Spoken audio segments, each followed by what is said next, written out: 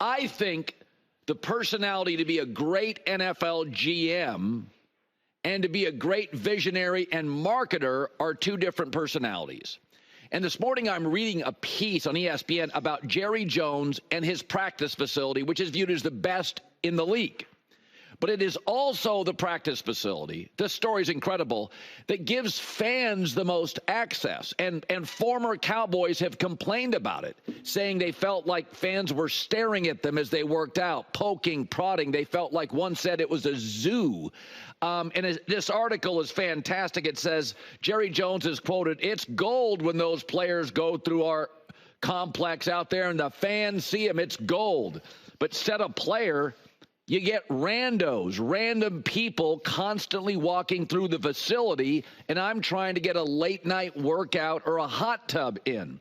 It's a constant conflict in this article of what Jerry sees as great and what players see as annoying. Jerry thinks the fans' presence inside the facility inspires the players and staff, when clearly the article signifies it annoys them. Now, is this the reason the Cowboys this year are struggling? Is this the reason the Cowboys are struggling? Of course not. But it does show you this constant showmanship, this fascination with his players being spectacles and touchable with the fans and the radio hits and the constant need. Revenue, promotion over everything. It wears on people. Are the Cowboys just a Bubba Gump shrimp franchise with tackling? Is it all about merchandise and sales? I was thinking about this. The GM thing, first of all, Jerry's owner GM. The GM thing is a full-time job. The guys I know that are GMs don't sleep much. Secondly, Jerry sees Dallas revenue and ratings and think it's working. But it's not really. For the GM, the mind, the ultimate success is Brett Veach finding Isaiah Pacheco in the 7th round, not having to really pay much, yet getting massive production for 4 years. Every GM I know, value above everything, seeking value, film junkies, grinders, not impulsive. But to be Jerry and a billionaire, it takes a visionary and marketer and promoter, and hey, a little light on the details, but hey, we'll make it work. And they're in conflict. What takes a great GM, the ones I know, these guys don't want, they don't care about team revenue. They care about finding players at a value proposition.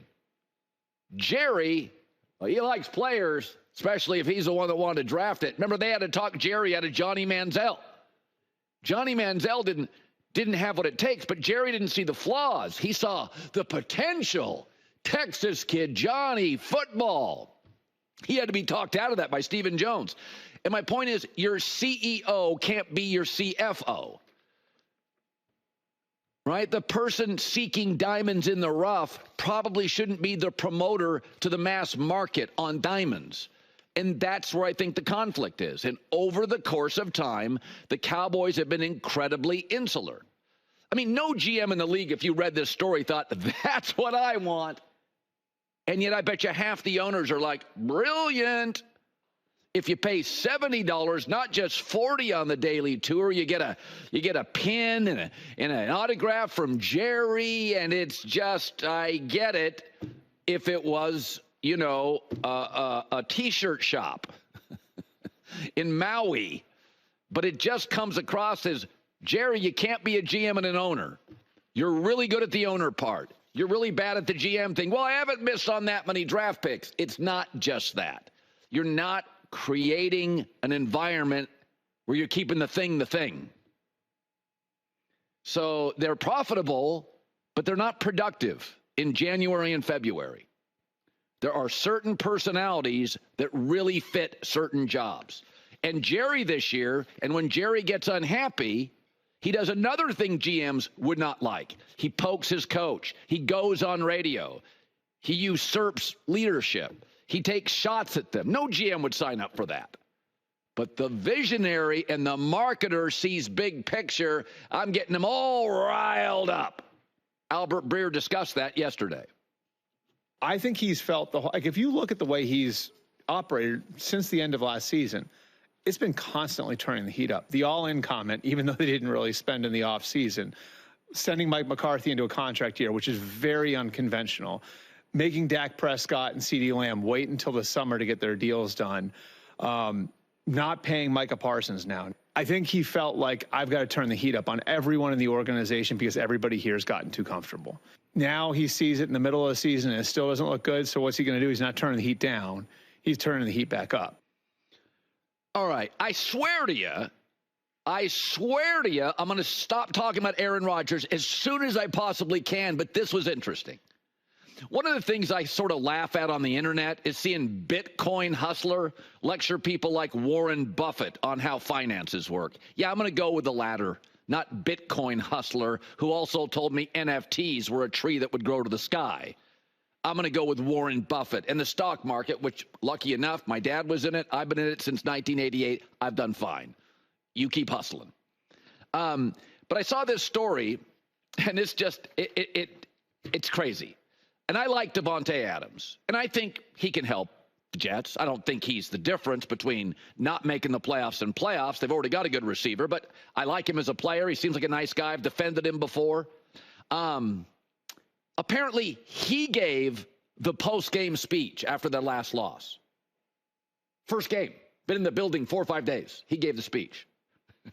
Boy, does that scream we have a lack of leadership structure.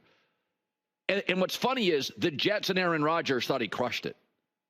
I mean, can you imagine this? The Kansas City Chiefs, Andy Reid, Mahomes, Travis Kelce, Chris Jones. Guy shows up in the facility 4 days, tough loss, and the new guy's like, hey, I got some things to say here. Yeah, why don't you be in the building more than like 4 days? Can you imagine Brady Belichick, Edelman, Gronk, tough loss, new guy in the building? I've got some thoughts on this. And Davante Adams comes from the Raiders,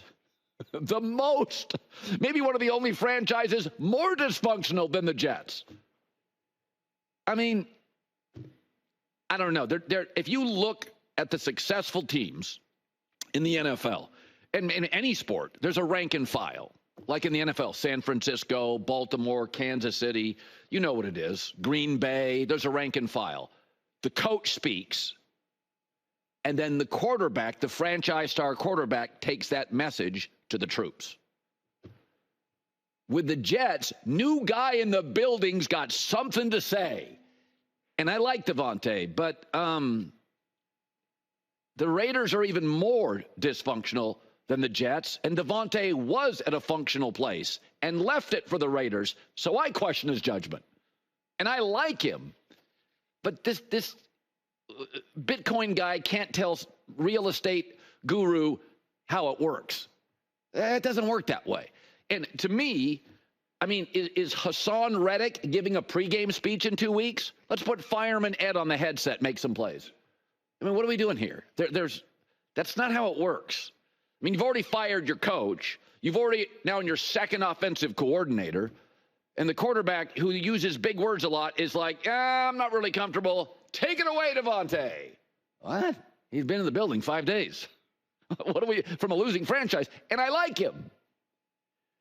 But Aaron was all smiles and using big words as they prepare for their next game. Sanguine as possible. Is he manifesting that in his vision board? Okay. Jesus. Yeah, I can like a player, but boy, do you lack management structure and leadership structure if the new guy in the workplace, where do you work? In your law firm. I mean, on our show, the interns don't get a big say, even if they're talented. Like you got to kind of be in a room for a while, right? Well, he's not. He's an excellent player from a totally dysfunctional franchise and left a great franchise to go to the Raiders. And the last two franchises now, Raiders, Jets, are highly dysfunctional. And isn't it kind of Aaron's locker room? The whole thing's weird. The whole thing's weird to me. Teams that are losing in this league, Dallas right now and the Jets, they're losing for a reason. It's not coincidence. It's not bad luck. Hi, everybody. It's me, Uncle Colin. Subscribe here to get the latest from the herd, including exclusive behind-the-scenes videos and more, wherever you may be, however you may be watching. Thanks again for making us part of your day.